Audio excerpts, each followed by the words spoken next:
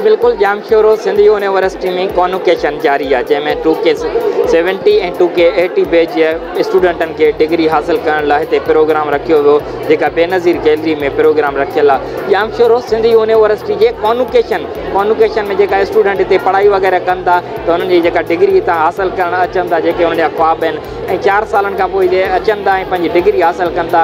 अचो त हुननि सां असां ॻाल्हि ॿोल कयूं। हिते हुननि जा वाइस चांसलर बि आहिनि ऐं पीपल्स पार्टी जा कई उहिदेदार बि आहिनि, ॿिया बि प्रोफेसर लेक्चरर कंहिं डिपार्टमेंटनि जा डायरेक्टर मौजूदु आहिनि, ऐं उहे स्टूडेंट मौजूदु आहिनि जेके हिते पंहिंजो तइलीम जो हिसो खणणु आया आहिनि ऐं उहे पंहिंजी डिग्री हासिल करणु आया आहिनि, जेके हिन जा माउ बाप जा ख्वाब आहिनि उहे ख्वाब पूरा करणु आया आहिनि। अचो त हुन स्टूडेंटनि सां ॻाल्हि ॿोल कयूं ऐं उन वाइस चांसलर उन प्रोग्राम जेके थींदड़ आहे कॉन्वोकेशन में उन्हनि सां ॻाल्हि ॿोल कयूं त उन्हनि जा कहिड़ा चवण आहिनि। जी अदा ये कॉन्वोकेशन 2017-18 असां करियूं पिया, जंहिंमें तक़रीबन 1500 खां वधीक ॿारनि खे डिग्री ॾिनियूंसीं, 40 खां वधीक PhD, 120 खां वधीक MPhil ॾिना आहिनि। ऐं यूनिवर्सिटी जो हिकिड़ी शान हूंदी आहे कॉन्वोकेशन थियणु। ऐं ॾिसो तव्हांजे साम्हूं असांजे ॿारनि जो नज़्मो ज़ब्त ॾिसो, इन्हनि सभिनी खे मुंहिंजूं दुआऊं, जेके इन्हनि ॿारनि जी हिकिड़ी ख़्वाहिश हूंदी आहे कि असांखे डिग्री कॉन्वोकेशन में ॾे। हिन 3 सालनि में मूं 4 कॉन्वोकेशन कराया आहिनि ऐं इहो हिकिड़ो रिकॉर्ड आहे कि 3 सालनि में 4 कॉन्वोकेशन अॼु थियनि पिया। इनशाला हर साल हिकिड़ो कॉन्वोकेशन थींदो ऐं ॿारनि खे डिग्री वक़्त ते मिलंदी, वक़्त ते रिज़ल्ट अचे पियो, वक़्त ते डिग्री मिले थी ऐं वक़्त ते ॿार खे इहा दुआ पिया ॾेई मोकिलियूं त अलाह साईं हिननि खे कामयाबु करे। सर, इनमें जेका ॿार पंहिंजा डिग्री खणी था हासिल करे निकिरनि था, इन्हनि खे तव्हां कहिड़ो मैसेज ॾियणु था चाहियो, इन डिग्री मां कहिड़ा फ़ाइदा वठनि? हिन डिग्री में आहे कि इहा वॾी हिननि ते अलाह जी महिरबानी आहे। पाकिस्तान में जेको 10% माण्हू बि यूनिवर्सिटी में कोन पढ़ंदा आहिनि, त हे क्रीम ऑफ द सोसाइटी आहिनि। अलाह ते भरोसो कनि, पाण महिनत कनि, इनशाला हिननि खे सिलो मिलंदो। अलाह ते भरोसो ऐं महिनत कामयाबी जी कुंजी आहे। जी, मुंहिंजो नालो सुरैया आहे। मूं एनालिटिकल केमिस्ट्री मां MPhil जी डिग्री हासिल कई आहे हिन कॉन्वोकेशन में, ऐं ॾाढो सुठो लॻी रहियो आहे। ऐं ॿियो पैगाम मुंहिंजो इहो आहे त हायर एजुकेशन जे लाइ छोकिरियुनि जे लाइ अञा वधीक फैसिलिटीज़ पैदा कयूं वञनि त जीअं उहो आसानी सां पंहिंजी हायर एजुकेशन हासिल करे सघनि। कॉन्वोकेशन में फैसिलिटी कीअं आहिनि? कॉन्वोकेशन ॾाढी बहितरीनु वई ऐं हाणे त हर साल बि कॉन्वोकेशन थिए थी, ॾाढो सुठे नमूने ऑर्गेनाइज़ थियल हुई। तव्हांखे कीअं लॻे हिते कॉन्वोकेशन सही हो? बिल्कुलु, हीअ हिकिड़ो असांजे लाइ फ़ख्र जो मूमेंट आहे त हिते असां आयासीं, पंहिंजी डिग्री वरितीसीं। उहो असांजे लाइ, असांजे पेरेंट्स जे लाइ, सभिनि जे लाइ। डिग्री हासिल करण अॻियां छा था करणु चाहियो? असां अॻियां PhD करणु चाहियूं था, अञा हायर एजुकेशन वठणु चाहियूं पिया। जी, थैंक यू। मुंहिंजो नालो जयचंद आहे ऐं सिंध यूनिवर्सिटी मां ग्रेजुएशन कई आहे IT डिपार्टमेंट में। अच्छा, जी हाँ। तव्हां डिग्री हासिल करे छा था करणु चाहियो अॻियां? अॻिते मां मास्टर्स जो में एडमिशन वरिती आहे इंडस यूनिवर्सिटी कराची में, त अॻिते मां कंटिन्यू पंहिंजी स्टडी कंदुसि ऐं उन सां गॾु कंटिन्यू पंहिंजी जॉब बि कंदुसि। हींअर मां जॉब बि कंदो आहियां। कहिड़े में? मां पाकिस्तान इंटरनेशनल बल्क टर्मिनल में असिस्टेंट सुपरवाइज़र आहियां ऑपरेशन डिपार्टमेंट में। अच्छा, हींअर तव्हां कॉन्वोकेशन में कीअं महसूसु थिए डिग्री हासिल कंदे? बसि ॾाढी ख़ुशी थी, असांखे कॉन्वोकेशन में डिग्री मिली आहे। असां 4 साल पंहिंजा गुज़ारिया, क़ीमती वक़्तु असांजो, ऐं डिग्री मिली असांखे ॾाढी ख़ुशी थी। जीअं असां अॻिते पंहिंजी तइलीम जेको आहे कंटिन्यू करे सघंदासीं डिग्रीअ ते। बेसिकली किथां जा आहियो? ऐं बेसिकली नौशहरा फिरोज़ जो आहियां, डिस्ट्रिक्ट नौशहरा फिरोज़ सिटी जो। मैं कन्वोकेशन अपनी डिग्री लेने आई हूँ, बैचलर्स किया है मैंने। अच्छा, ये डिग्री लेकर आप क्या करेंगे? आगे इंशाल्लाह प्रोफेसर बनेंगे इंशाल्लाह। अच्छा, MPhil वगैरह का ख्वाब हैं आपके? जी बिल्कुल। अपने माँ बाप के ऊपर आपका क्या ख्वाब है कि मेरे बेटे क्या बने? वो भी यही चाहते हैं कि पढ़ लिख के अच्छा रुतबा हासिल करें। अच्छा, आपने कौन से किए? मैंने फिजियोलॉजी डिपार्टमेंट से किया। अच्छा, फिजियोलॉजी में जो आने वाले स्टूडेंट हैं उन्हें आप क्या बोलना चाहते हैं? उनको बोलना चाहती हूँ बेस्ट ऑफ लक और यहाँ पे आए, मेहनत करें, इंशाल्लाह कामयाबी ज़रूर मिलेगी। Thank U. जी, आपका नाम? My name is Rida sir. I am from BS Chemistry Department. BS Honor side. I got silver medalist and first position in the whole chemistry department. This is the whole my struggle of the 4 year, and I am very delighted over this getting this medal. And I am very thankful to my Allah, and after that I am very thankful to my teacher as well as my parents who struggle hard and make me able to get the silver medalist. Thank you. What is the degree of meaning? What is the degree of meaning? According to me, the degree is not thing, but the learning and the experience you get from this degree, it is most important rather than a piece of paper. आपका नाम? लारिब उस्मान। आपने कौन से department में? मैंने zoology से MSc किया, masters किया है। आज degree day है, degree भी लेके डिस्ट्रीब्यूशन होगी आज। अच्छा जी। कॉन्वोकेशन का माहौल कैसे है यहाँ पे? माहौल अच्छा है, अब देखते हैं, वेट कर रहे हैं, स्टार्ट होने वाला है कॉन्वोकेशन। कॉन्वोकेशन तो सुबह से स्टार्ट है, मगर आपको कौन सी टाइमिंग दी हुई है? हमें 2:30 टाइमिंग दी है, लेकिन अभी बस स्टार्ट ही होने वाला है। आपके माँ बाप ने आपके ऊपर इतना खर्चा किया कि मेरी बेटी इतने पोजीशन तक आ जाए, तो आप उनके ख्वाब पूरे करने चाहते हैं? बिल्कुल करना चाहते हैं। जितनी अल्लाह ताला ने हिम्मत दी है उसके मुताबिक हम मेहनत कर रहे हैं और आगे इंशाल्लाह ताला फ्यूचर भी है। ठीक। आपके माँ बाप क्या करते हैं? मेरे माँ बाप टीचर्स हैं। अच्छा, गवर्नमेंट सर्वेंट हैं। आप उन्हें क्या मैसेज देना चाहते हैं यहाँ से डिग्री हासिल करके? डिग्री हासिल करके यही कि उन्होंने जितनी भी हम लोगों के ऊपर मेहनत की है, हम उसका रिज़ल्ट देंगे और इंशाअल्लाह ताला कुछ बनकर दिखाएंगे। Thank U. पुणे में फर्स्ट पोजीशन में पास कई थी BBA में लारकाना कैंपस में पढ़ंदी हुई। जेको हिन वक़्तु ॿुधण में आयो आहे त जेको असांखे ॿुधायो वियो आहे टेलीफोन ज़रिए त उनखे गोल्ड मेडल ऐं सिल्वर मेडल जेका आहिनि ॿई ॾियनि था ऐं डिग्री इन लाइ कन्वोकेशन में आया हूँ। कोई नंढड़ी भी आई है, जेकर आई तो तव्हां मिलायूंसा। तव्हां मुतमिन आहियो पंहिंजी नंढड़ी पढ़ाई सां? साईं बिल्कुलु मुतमिन आहियूं। इन खां पोइ असांजी नंढड़ी जेका आहे हिन वक़्तु MBA थी करे ज़ेबेस्ट यूनिवर्सिटीअ में, ऐं माशाअल्लाह ज़ेबेस्ट यूनिवर्सिटीअ में बि सेमेस्टर जेके बि पंहिंजा चार थिया त तंहिंमहिल ताईं टोटल में फर्स्ट पोजीशन आई आहे। अच्छा, हिते तव्हां कॉन्वोकेशन में आया आहियो त पेरेंट्स खे कीअं रिस्पॉन्स ॾियनि था? असां आया आहियूं, बहरहाल अञा जो कन्वोकेशन असांजो शुरू न थियो आहे। असां हाणे एंट्री थिया आहियूं, हाणे जेको आहे सो पास जमा कराइनि, हाणे थियण वारो छो जो असांजी बैच आहे 2018, उहा हाणे असांखे ॿुधायो वियो आहे त ॿी बजे खां शुरू थींदी। ये आपका नाम? फातिमा। अच्छा, आप यहाँ पे क्या करने हैं? कॉन्वोकेशन डिग्री लेने आए हम लोग। कौन से डिपार्टमेंट की डिग्री? फिजियोलॉजी। अच्छा, फिजियोलॉजी बैचलर की है, मास्टर की? बैचलर किया है। आगे बन के क्या करना चाहते हैं? इंशाल्लाह बनेंगे। क्या? इंशाल्लाह प्रोफेसर बनेंगे, MPhil करेंगे, प्रोफेसर बनेंगे। आपके आपने अपने माँ बाप के ख्वाब पूरे किए हैं? हाँ, इंशाल्लाह करें और करेंगे। आपका नाम? मेरा नाम महक मेमन है और मैं यहाँ कॉन्वोकेशन अटेंड करने आई थी। माशाल्लाह फर्स्ट पोजीशन है मेरी फिजियोलॉजी में और इंशाल्लाह रिसर्चर बनूंगी। अच्छा, फिजियोलॉजी में आगे बन के क्या करना चाहते हैं? मैं MPhil कर रही हूँ, मेरा एडमिशन MPhil में है अभी और रिसर्चर बनने का मुझे शौक़ है। और वो ये फर्स्ट पोजीशन के ऊपर है, सिल्वर मेडल। अच्छा, फर्स्ट पोजीशन के साथ आप अपने डिपार्टमेंट जो नए आने वाले स्टूडेंट हैं क्या बोलना? उनको कहूँगी कि मेहनत करें, यहाँ पर अपना टाइम वेस्ट ना करें और माँ बाप के ख्वाब पूरे करें। लॉ डिपार्टमेंट राजेश किशन भील ऐं पंहिंजो 2017 पंहिंजो ग्रेजुएशन कंप्लीट कई आहे, उन हिसाब सां डिग्री वठण आयो। डिग्री जी जी जी जी हा बिल्कुलु। अच्छा, ये डिग्री कहिड़ी अहमियत आहे, छा था करणु? डिग्री जी त पंहिंजो हिकिड़ी लाइफ अचीवमेंट आहे असां लाइ, ऐं असांजो जेको असांजी जो हार्ड वर्किंग आहे उनजो इनाम आहे। ऐं असां सुठो यूनिवर्सिटी बि सुठो कॉपरेट कयो, VC साहिब वारनि सॼे अमले असां सुठो कॉपरेट कयो। ला स्टूडेंट हार्ड वर्क कनि ऐं पंहिंजो जेतिरो बि हुजे पंहिंजो लॉ में अचनि त बहितरी थी वेंदी, माना पाकिस्तान जी बि बहितरी थी वेंदी ऐं पंहिंजो सॼे सिस्टम जी। जी सर, डिग्री वैल्यू छा आहे? लॉ तव्हां पंहिंजो फाउंडर ऑफ पाकिस्तान ॾिसो, क़ाइदे आज़म अली जना लाइरो ऐं वधीक ऐं कुझु कोन थो चवणु चाहियां। ठीकु आहे, थैंक यू। बिस्मिल्लाहिर्रहमानिर्रहीम। मुंहिंजो नालो अब्दुल सईद हुलियो आहे ऐं मां ज़ोलॉजी में MPhil कई आहे ऐं मुंहिंजो तालुक़ु डिस्ट्रिक्ट लाड़काना सां आहे। अॼु यूनिवर्सिटी जो कॉन्वोकेशन हुयो, अल्हम्दुलिल्लाह असां पंहिंजी MPhil जी डिग्री कॉन्वोकेशन में वरिती आहे। यूनिवर्सिटी जे तरफ़ां जेके इंतिज़ामात थियल आहे, तमामु बहितरीनु इंतिज़ामात थियल हुया। उते लंच जो प्रोग्राम हुयो, सिक्योरिटी तमामु बहितरीनु हुई ऐं माशाअल्लाह मुंहिंजे ख़्याल में त यूनिवर्सिटी ॾींहों ॾींहुं जेको आहे बहितरी तरफ़ वञी रही आहे।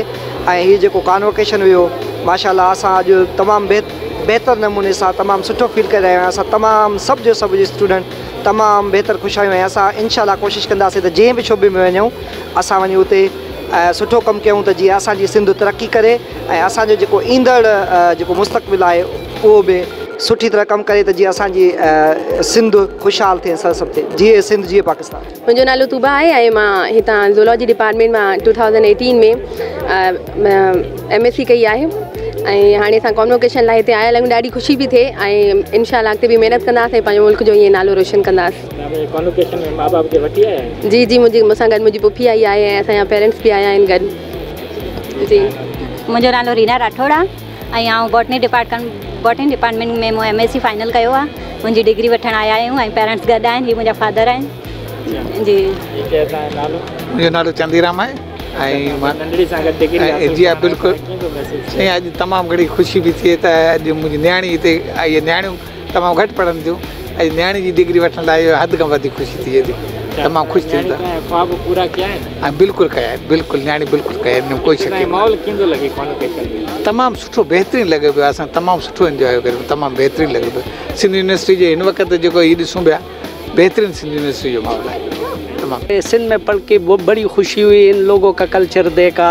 इन लोग बड़े हमदर्द लोग हैं, बड़े अच्छे लोग हैं। अल्लाह इनको हमेशा खुश रख के जिए सिंध। अच्छा हाँ। सिंध के लोग आपको 4 साल 5 साल इधर आप 6 साल मैंने यहाँ गुजारे हैं। जी जी जी हाँ। बहुत ज़बरदस्त है, बहुत प्यारे लोग हैं। जो है ना वो हार्श माइंडेड नहीं है, जज्बाती नहीं है, बड़े सॉफ्ट लोग हैं। I think all the Sindhi people. कौन से डिपार्टमेंट? मैंने नेशनल सेंटर ऑफ एक्सेलेंस से PhD की है। हमें स्टिपेंड यहाँ पे मिलता है। यहाँ फ्री एजुकेशन है अल्हम्दुलिल्लाह। हम शुक्रगुजार है। यहाँ पे पूरे साल की तकरीबन हम 4000 फीस भरते हैं। उधर जो है ना तालीम थोड़ी सी महंगी है, 50-50 हज़ार। वही लोग आते हैं दूर दूर से जो कि वहाँ पे अफोर्ड नहीं कर सकते। तो यहाँ पे एजुकेशन हमारे लिए फ्री है। लिहाजा I think Sindh and Sindhi people. आपको कैसा लगा? बहुत ज़बरदस्त लगा। बहुत अच्छी यूनिवर्सिटी अल्हम्दुलिल्लाह। अल्लाह इसको कामयाबियों की ऊंचाई पे ले जाए। आप नए स्टूडेंट आए, उसको क्या पैगाम देना चाहिए? उसको ये पैगाम है कि वो दिल लगा के पढ़े, मेहनत से पढ़े और यहाँ से डिग्री लेके कौम मुल्क की खिदमत करें। अब डिग्री लेके क्या प्लान है आपका? डिग्री लेके तो ये है कि मैं ऑलरेडी जॉब पे हूँ, हायर एजुकेशन में उधर पढ़ा रहा हूँ।